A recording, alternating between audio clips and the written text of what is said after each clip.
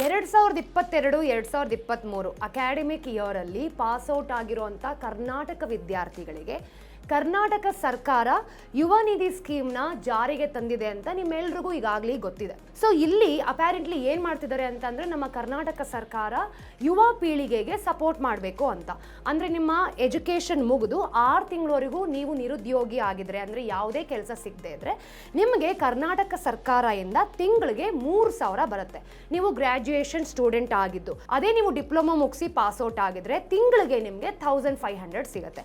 ಇದು maximum for 2 years. ಎಷ್ಟು ಜನ ಈ ಒಂದು ಸ್ಕೀಮ್ಗೆ ಅಪ್ಲೈ ಮಾಡಿದ್ದೀರಾ? ಇನ್ನೂ ಏನಾದರೂ ನೀವು ಅಪ್ಲೈ ಮಾಡಿಲ್ಲ ಅಂತಂದರೆ ಇದೇ ವರ್ಷ December 31, 2023 is the last day. ನೀವು ಈಗಲೇ ಯುವ ನಿಧಿ ಸ್ಕೀಮ್ಗೆ ಆನ್ಲೈನಲ್ಲಿ ಅಪ್ಲೈ ಮಾಡಬೇಕು. ಈ ವಿಡಿಯೋನ ಕೊನೆ ತನಕ ನೋಡಿ. ಈ ವಿಡಿಯೋಲಿ ನಾನು ನಿಮಗೆ ಹೇಗೆ ಯುವ ನಿಧಿ ಸ್ಕೀಮ್ಗೆ ಆನ್ಲೈನಲ್ಲಿ ಅಪ್ಲೈ ಮಾಡ್ಬೋದು ಅನ್ನೋದನ್ನ ಪ್ರಾಕ್ಟಿಕಲ್ ಆಗಿ ತೋರಿಸ್ತೀನಿ. ಈ ಯುವ ನಿಧಿ ಸ್ಕೀಮ್ ಏನಿದೆ, ಇದು ಸ್ಟಾರ್ಟ್ ಆಗಿರೋದು ಡಿಸೆಂಬರ್ 26ರಿಂದ. ನಮ್ಮ ಕರ್ನಾಟಕ ಸರ್ಕಾರ ಸರಿಸುಮಾರು 250 ಕೋಟಿ ಬಡ್ಜೆಟ್ನ ನಮ್ಮ ಯುವ ಪೀಳಿಗೆಗೆ ಅಲೋಕೇಟ್ ಮಾಡಿದ್ದಾರೆ. ಜನವರಿ 12 ನ್ಯಾಷನಲ್ ಯೂತ್ ಡೇ ಆಗಿರೋ ಕಾರಣ ಹಾಗೂ ಸ್ವಾಮಿ ವಿವೇಕಾನಂದನವರ ಹುಟ್ಟಿದ ಹಬ್ಬದ ಸಲುವಾಗಿ ಯುವ ನಿಧಿ ಸ್ಕೀಮ್ನ ಅಲೋಯನ್ಸ್ನ ಡಿಸ್ಟ್ರಿಬ್ಯೂಷನ್ ಮಾಡಬೇಕು ಅಂತ ಅನ್ಕೊಂಡಿದ್ದಾರೆ. ಯುವ ನಿಧಿ ಸ್ಕೀಮ್ನ ಉದ್ದೇಶ ಏನು ಅಂತಂದ್ರೆ ನಮ್ಮ ಯುವ ಪೀಳಿಗೆಗೆ ಒಂದು ಫೈನಾನ್ಷಿಯಲ್ ಸಪೋರ್ಟ್ ಕೊಡಬೇಕು ಅಂತ. ವಿದ್ಯಾಭ್ಯಾಸ ಮುಗಿಸಿ 6 ತಿಂಗಳವರೆಗೆ ನಿರುದ್ಯೋಗಿ ಆಗಿದ್ದು ಕೆಲಸ ಸಿಕ್ಕಿಲ್ಲ ಅಂತಂದ್ರೆ ನೀವು ಯುವ ನಿಧಿ ಸ್ಕೀಮ್ಗೆ ಅಪ್ಲೈ ಮಾಡಬಹುದು. ರಿಜಿಸ್ಟರ್ ಆಗಿದ್ದಲ್ಲಿ ನಿಮಗೆ ಈ ಸ್ಕೀಮ್ ಅಪ್ಲಿಕೇಬಲ್ ಆಗುತ್ತೆ. ಗ್ರಾಜ್ಯುಯೇಟ್ ಆದ್ರೆ ತಿಂಗಳಿಗೆ 3,000 ಬರುತ್ತೆ. ಡಿಪ್ಲೊಮಾ ಪಾಸ್ಔಟ್ ಆದ್ರೆ ತಿಂಗಳಿಗೆ 1,500 ಬರುತ್ತೆ. ಇದರ ಉದ್ದೇಶ ಏನು ಅಂತಂದ್ರೆ ನಮ್ಮ ಯುವ ಪೀಳಿಗೆಗೆ ಕರ್ನಾಟಕ ಸರ್ಕಾರ ಫೈನಾನ್ಷಿಯಲ್ ಆಗಿ ಸಪೋರ್ಟ್ ಮಾಡಬೇಕು ಅಂತ. ಇದು ಸರಿಸುಮಾರು 2 ವರ್ಷದವರೆಗೂ ಈ ಸ್ಕೀಮ್ ನಿಮಗೆ ಅಪ್ಲಿಕೇಬಲ್ ಆಗಿರುತ್ತೆ. ಈಗ ನನ್ನ ಕಲೀಗ್ 2022 ಹಾಗೂ 2023 ಅಕಾಡೆಮಿಕ್ ಇಯರ್ ಅಲ್ಲಿ ಅವರ ಗ್ರಾಜ್ಯುಯೇಷನ್ ಮುಗಿಸಿದ್ದಾರೆ. ಸೊ ಅವ್ರ ಹೆಸರನ್ನ ತಗೊಂಡು ನಾನು ಪ್ರಾಕ್ಟಿಕಲ್ ಆಗಿ ನೀವು ಯುವ ನಿಧಿ ಸ್ಕೀಮ್ಗೆ ಹೇಗೆ ಅಪ್ಲೈ ಮಾಡಬಹುದು ಅನ್ನೋದನ್ನ ಪೋರ್ಟಲ್ ಅಲ್ಲಿ ತೋರಿಸ್ತೀನಿ. ನೀವು ಗೂಗಲ್ಗೆ ಹೋಗಿ ಸೇವಾ ಸಿಂಧು ಸರ್ವಿಸ್ ಅಂತ ಟೈಪ್ ಮಾಡಿದಲ್ಲಿ ನಿಮಗೆ ವೆಬ್ಸೈಟ್ಗೆ ಕರ್ಕೊಂಡು ಹೋಗುತ್ತೆ. ಇನ್ ಕೇಸ್ ನೀವು ನ್ಯೂ ಯೂಸರ್ ಆಗಿದ್ದು ಹೇಗೆ ನೀವು ರಿಜಿಸ್ಟರ್ ಮಾಡ್ಕೊಳ್ಬಹುದು ಅನ್ನೋದನ್ನ ನಾನು ಇವಾಗ ನಿಮಗೆ ಪ್ರಾಕ್ಟಿಕಲ್ ಆಗಿ ತೋರಿಸ್ತೀನಿ. ನಿಮ್ಗೆ ಇಲ್ಲಿ ಕೆಳಗಡೆ ನ್ಯೂ ಯೂಸರ್ ರಿಜಿಸ್ಟರ್ ಹಿಯರ್ ಅಂತ ಒಂದು ಆಪ್ಷನ್ ತೋರಿಸುತ್ತೆ, ಅಲ್ಲಿ ಪ್ರೆಸ್ ಮಾಡಿ. ಇಲ್ಲಿ ನಿಮ್ಗೆ ಸೇವಾ ಸಿಂಧು ಕರ್ನಾಟಕ ಅಂತ ಕಾಣಿಸ್ತಿದೆ. ಅಲ್ಲಿ ನಿಮ್ಗೆ ಆಧಾರ್ ಕಾರ್ಡ್ ನಂಬರ್ನ ಕೇಳ್ತಾ ಇದೆ. ಸೊ ನಿಮ್ಮ ಆಧಾರ್ ಕಾರ್ಡ್ ನಂಬರ್ನ ಇಲ್ಲಿ ಟೈಪ್ ಮಾಡಿ. ಆಧಾರ್ ಕಾರ್ಡ್ ನಂಬರ್ನ ಟೈಪ್ ಮಾಡಿದ ತಕ್ಷಣ ನಿಮ್ಮ ಮೊಬೈಲ್ ನಂಬರ್ ಅಥವಾ ಇಮೇಲ್ ಐಡಿನ ಕೇಳುತ್ತೆ. ನಿಮ್ಮ ಮೊಬೈಲ್ ನಂಬರ್ನ ಟೈಪ್ ಮಾಡಿದ ತಕ್ಷಣ ನಿಮ್ಗೊಂದು OTP ಜನರೇಟ್ ಆಗುತ್ತೆ. ನಿಮ್ಮ OTP ಜನರೇಟ್ ಆಗಿರೋದನ್ನ ಟೈಪ್ ಮಾಡಿದ ತಕ್ಷಣ ನಿಮ್ಗೆ ಇದು ಮೇನ್ ಪೇಜ್ಗೆ ಕರ್ಕೊಂಡು ಹೋಗುತ್ತೆ. ಇಲ್ಲಿ ಕೆಳಗಡೆ ಅಪ್ಲೈ ಫಾರ್ ಸರ್ವಿಸ್ ಅಂತ ಕಾಣ್ತಿದೆಯಲ್ಲ, ಆ ಒಂದು ಆಪ್ಷನ್ ನ ಪ್ರೆಸ್ ಮಾಡಿ. ಇಲ್ಲಿ ನಿಮ್ಗೆ ವ್ಯೂ ಆಲ್ ಸರ್ವಿಸ್ ಅಂತ ಇರುತ್ತೆ. ರೈಟ್ ಸೈಡ್ ಅಲ್ಲಿ ಹೋಗಿ ನಿಮಗೆ ಬೇಕಾಗಿರೋ ಸ್ಕೀಮ್ ನ ಇಲ್ಲಿ ಟೈಪ್ ಮಾಡಿ.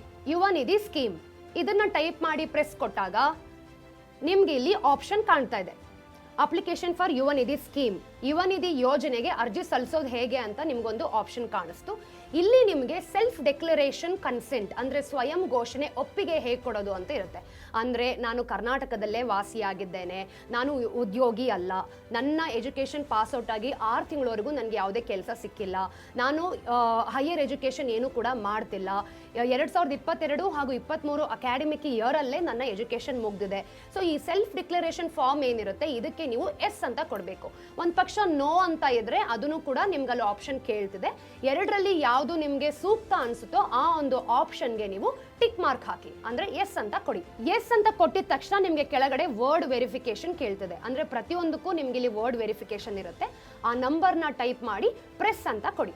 ಆ ಸೆಲ್ಫ್ ಡಿಕ್ಲರೇಷನ್ ಫಾರ್ಮ್ ನ ಎಸ್ ಅಂತ ಕೊಟ್ಟಿದ ತಕ್ಷಣ ನಿಮ್ಗಿದು ನೆಕ್ಸ್ಟ್ ಪೇಜ್ಗೆ ಕರ್ಕೊಂಡು ಹೋಗುತ್ತೆ. ಕೆಳಗಡೆ ಹಾಗೆ ಬರ್ತಿದ್ದ ಹಾಗೆ ಅಪ್ಲಿಕೆಂಟ್ ಡೀಟೇಲ್ಸ್ ಅಂದ್ರೆ ಅರ್ಜಿದಾರರ ವಿವರಗಳನ್ನ ನೀವು ಫಿಲ್ ಮಾಡಬೇಕು. ಅಂದ್ರೆ ನಿಮ್ಮ ಡೇಟ್ ಆಫ್ ಬರ್ತ್ ಆಗಿರ್ಬೋದು, ನಿಮ್ಮ ಆಧಾರ್ ಕಾರ್ಡ್ ಮೇಲೆ ಯಾವ ನೇಮ್ ಇದೆಯೋ ಅದು, ಮತ್ತೆ ನಿಮ್ಮ ಮೇಲ್ ಆಗಿದ್ರೆ ಮತ್ತೆ ಫಿಮೇಲ್ ಆಗಿದ್ರೆ ಅದನ್ನು ಸಹ ಇಲ್ಲಿ ಟೈಪ್ ಮಾಡಬೇಕು. ನೋಡಿ ಇಲ್ಲಿ ನಿಮ್ಗೆ ಈ KYC ಸರ್ವಿಸ್ ಅಲ್ಲಿ ಆಧಾರ್ ನಂಬರ್ನ ಕೇಳ್ತದೆ. ಈ ಆಧಾರ್ ನಂಬರ್ನ ಇಲ್ಲಿ ಟೈಪ್ ಮಾಡಿ. ಆಧಾರ್ ನಂಬರ್ನ ಟೈಪ್ ಮಾಡಿದ ತಕ್ಷಣ ಕೊಟ್ಟಿರೋ ಮಾಹಿತಿ ಎಲ್ಲ ಸರಿ ಇದೆ ಅಂತ ಟಿಕ್ ಮಾಡಿ. ಹಾಗೇನೆ ಕೆಳಗಡೆ ನಿಮಗೆ OTP ಜನರೇಟ್ ಆಗುತ್ತೆ. ನಿಮ್ಮ ಮೊಬೈಲ್ ನಂಬರ್ಗೆ ಯಾವ OTP ಬರುತ್ತೋ ಅದನ್ನ ಇಲ್ಲಿ ನೀವು ಟೈಪ್ ಮಾಡಿ. ಆಮೇಲೆ ನಿಮಗೆ ಇಲ್ಲಿ 61 ಸೆಕೆಂಡ್ಸ್ ಅಲ್ಲಿ ನೀವು ಸಬ್ಮಿಟ್ ಮಾಡಬೇಕು. ಇಲ್ಲಿ ನಿಮ್ಮ ಆಪ್ಷನ್ ಸಬ್ಮಿಟ್ನ ಪ್ರೆಸ್ ಮಾಡಿ. ನಿಮ್ಮ ಡೀಟೇಲ್ಸ್ ಎಲ್ಲ ಕೊಟ್ಟಿದ ತಕ್ಷಣ, ಅಂದರೆ ನಿಮ್ಮ ಆಧಾರ್ ಕಾರ್ಡ್ ಡೀಟೇಲ್ಸ್ ಎಲ್ಲ ಕೊಟ್ಟಿದ ತಕ್ಷಣ ನಿಮ್ಮ ನೇಮ್ ಹಾಗೂ ನಿಮ್ಮ ಡೇಟ್ ಆಫ್ ಬರ್ತ್ ಪ್ರತಿಯೊಂದೂ ಕೂಡ ಈ ವೆಬ್ಸೈಟಲ್ಲಿ ಬರುತ್ತೆ. ಅದಾದಮೇಲೆ ಮುಂದಿನ ವಿವರಗಳನ್ನು ಹೇಗೆ ಫಿಲ್ ಮಾಡಬೇಕು ಅನ್ನೋದನ್ನು ನಾನು ನಿಮ್ಗೆ ಇವಾಗ ತೋರಿಸ್ತೀನಿ.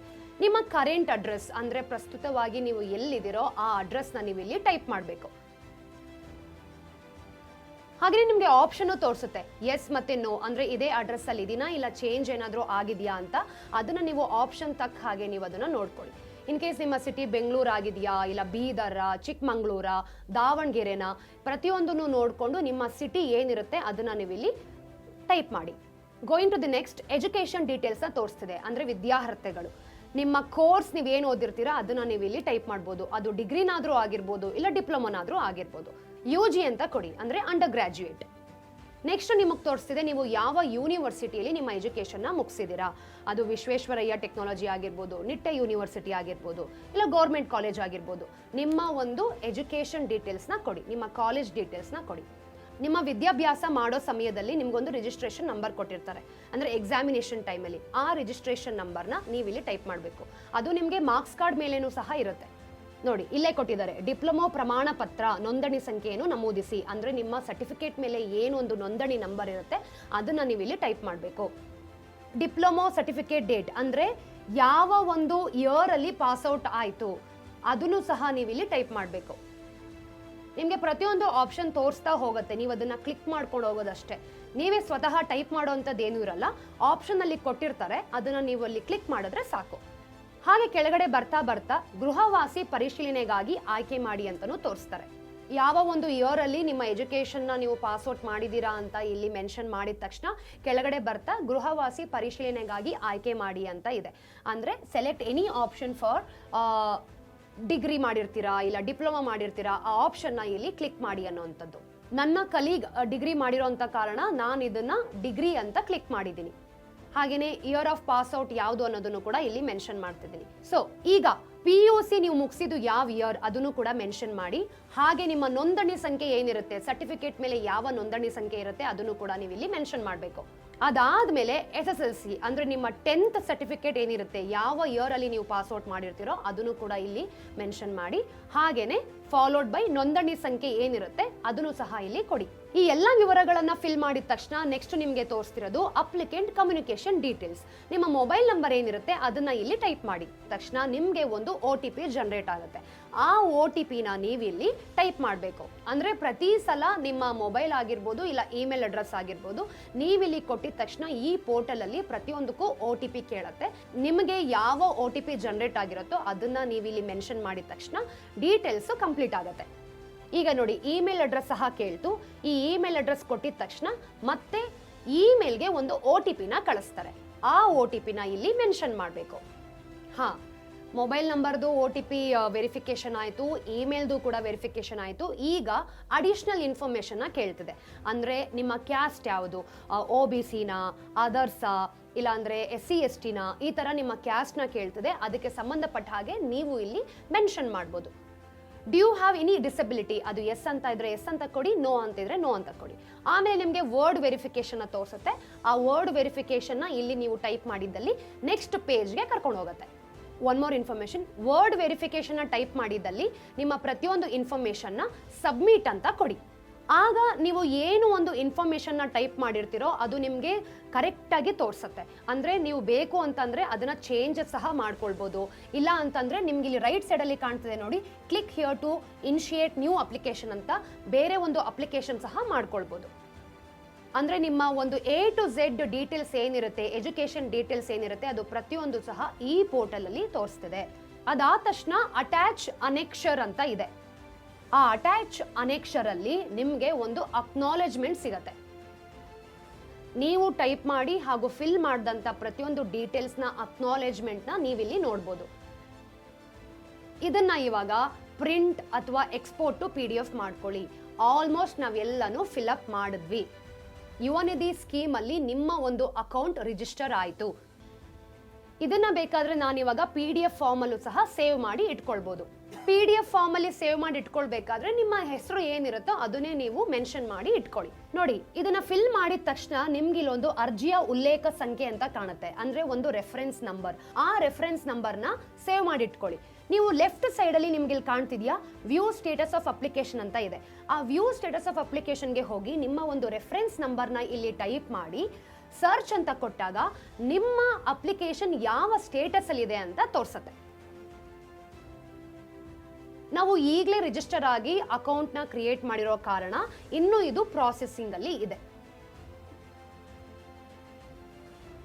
ನೋಡಿ, ಫೈನಲ್ ಅಲ್ಲಿ ನಿಮಗೆ ಅಪ್ಲಿಕೇಶನ್ ರೆಫರೆನ್ಸ್ ನಂಬರ್ ಸಹ ಸಿಕ್ತು. Name of the service, application for ಯುವ ನಿಧಿ ಸ್ಕೀಮ್, ಸ್ಟೇಟಸ್ ಆಫ್ ಅಪ್ಲಿಕೇಶನ್ ಅಲ್ಲಿ ನಿಮ್ಮ ಒಂದು ರೆಫರೆನ್ಸ್ ನಂಬರ್ ಹಾಗೂ ನೇಮ್ ಆಫ್ ದಿ ಸರ್ವಿಸ್, ಯುವ ನಿಧಿ ಯೋಜನೆಗೆ ಅರ್ಜಿ ಅಪ್ಲೈಡ್ ಬೈ, ಪ್ರಸ್ತುತ ನಿಮ್ಮ ನೇಮ್ ಏನಿರುತ್ತೋ ಅದು ತೋರಿಸುತ್ತೆ. ಮತ್ತೆ ಸಬ್ಮಿಟೆಡ್ ಅಪ್ಲಿಕೇಶನ್ ಫಾರ್ಮ್ ವ್ಯೂ ಅಂತ ಕೊಟ್ಟಾಗ ನಿಮ್ಮ ಅಕ್ನಾಲೇಜ್ಮೆಂಟ್ ಕೂಡ ತೋರಿಸುತ್ತೆ. ಸ್ನೇಹಿತರೆ, ಯುವ ನಿಧಿ ಯೋಜನೆಗೆ ಅರ್ಜಿ ಸಲ್ಲಿಸೋದು ಹೇಗೆ ಅನ್ನೋದನ್ನ ನಾನು ಪ್ರಾಕ್ಟಿಕಲ್ ಆಗಿ ನಿಮಗೆ ತೋರಿಸಿದ್ದೀನಿ. ಸೊ ನಿಮ್ಮೆಲ್ರಿಗೂ ಇಷ್ಟ ಆಯಿತು ಅಂತ ಅನ್ಕೊಂಡಿದ್ದೀನಿ. ಯುವ ನಿಧಿ ಯೋಜನೆ ಡಿಸೆಂಬರ್ 26ರಿಂದ ಸ್ಟಾರ್ಟ್ ಆಗಿದೆ. ಹಾಗೇನೆ ಜನವರಿ 12 ನ್ಯಾಷನಲ್ ಯೂತ್ ಡೇ ಆಗಿರೋದ್ರಿಂದ ನಮ್ಮ ಕರ್ನಾಟಕ ಸರ್ಕಾರ ಈ ಸ್ಕೀಮ್ಗೆ ಸಂಬಂಧಪಟ್ಟಿರೋ ಹಾಗೆ ಅಲೋಯನ್ಸ್ನ ಡಿಸ್ಟ್ರಿಬ್ಯೂಷನ್ ಮಾಡ್ತಿದ್ದಾರೆ. ಸೊ ನೀವು ಯಾರಾದರೂ ರಿಜಿಸ್ಟರ್ ಮಾಡ್ಕೊಂಡಿದ್ರೆ it's well and good. Register ಮಾಡ್ಕೊಂಡಿಲ್ಲ ಅಂತಂದರೆ ಈಗಲೇ ರಿಜಿಸ್ಟರ್ ಮಾಡ್ಕೊಳ್ಳಿ. ಹಾಗೆ ಪೋರ್ಟಲ್ಗೆ ಹೋಗಿ ಯಾವ್ಯಾವ ರೀತಿ ನಿಮ್ಮ ಡೀಟೇಲ್ಸ್ನ ಕೊಟ್ಟು ರಿಜಿಸ್ಟರ್ ಮಾಡ್ಕೊಳ್ಬೋದು ಅನ್ನೋದನ್ನು ನಾನು ನಿಮಗೆ ಪ್ರಾಕ್ಟಿಕಲ್ ಆಗಿ ತೋರಿಸಿದ್ದೀನಿ. So don't forget to register ನಾವು. ಸ್ನೇಹಿತರೆ, ಕರ್ನಾಟಕ ಸರ್ಕಾರ ಜಾರಿಗೆ ತಂದಿರುವಂಥ ಯುವ ನಿಧಿ ಸ್ಕೀಮ್ನ ಹೇಗೆ ಆನ್ಲೈನಲ್ಲಿ ಅಪ್ಲೈ ಮಾಡ್ಬೋದು ಅನ್ನೋದನ್ನ ನಾನು ನಿಮಗೆ ಪ್ರಾಕ್ಟಿಕಲಲ್ಲಿ ತೋರಿಸಿದ್ದೀನಿ.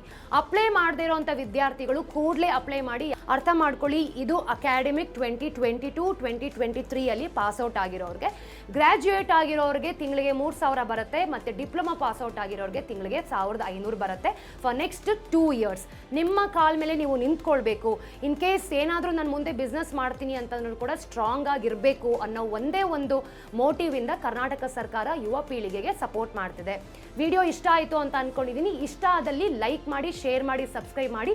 ಮತ್ತೊಂದು ಇನ್ಫಾರ್ಮೇಟಿವ್ ವಿಡಿಯೋ ಒಂದಿಗೆ ನಾನು ಬರ್ತೀನಿ. ಅಲ್ಲಿ ತನಕ take care. Thank you for watching me.